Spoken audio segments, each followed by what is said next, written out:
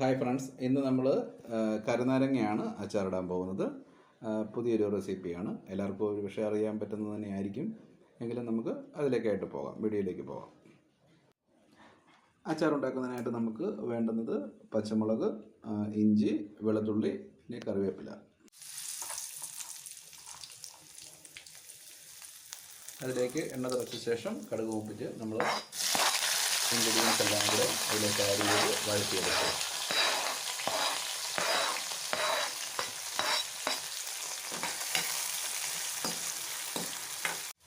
നമ്മുടെ നാരങ്ങാച്ചാറ് വെള്ളയായിട്ടാണ് നമ്മൾ ഇടുന്നത്.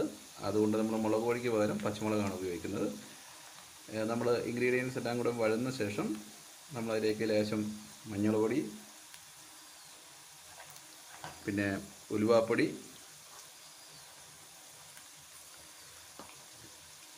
കായപ്പൊടി ഇത്ര നമ്മൾ ആഡ് ചെയ്ത ശേഷം നന്നായിട്ട് ഒന്നുകൂടെ ഇളക്കി യോജിപ്പിക്കുക.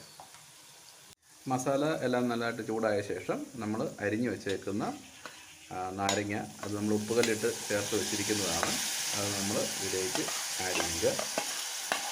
ഇത് നന്നായി ഇളക്കി കൊടുക്കുക. നമ്മൾ നാരങ്ങയായിട്ട് നല്ലതായിട്ട് മസാലയെല്ലാം ഇളക്കി യോജിപ്പിച്ചു. നമ്മൾ ഉപ്പുകല്ല് ചേർത്താണ്, എങ്കിലും ഉപ്പ് നോക്കിയിട്ട് ആവശ്യമെങ്കിൽ ചേർത്തോണം.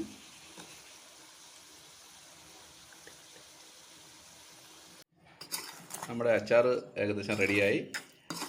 ഇനി നമ്മൾ തീ ഓഫ് ചെയ്ത ശേഷം, തണുത്ത ശേഷം നമ്മൾ ലേശം വിനാഗിരിയും കൂടെ ഇതിലേക്ക് ആഡ് ചെയ്യുക. ഓക്കെ.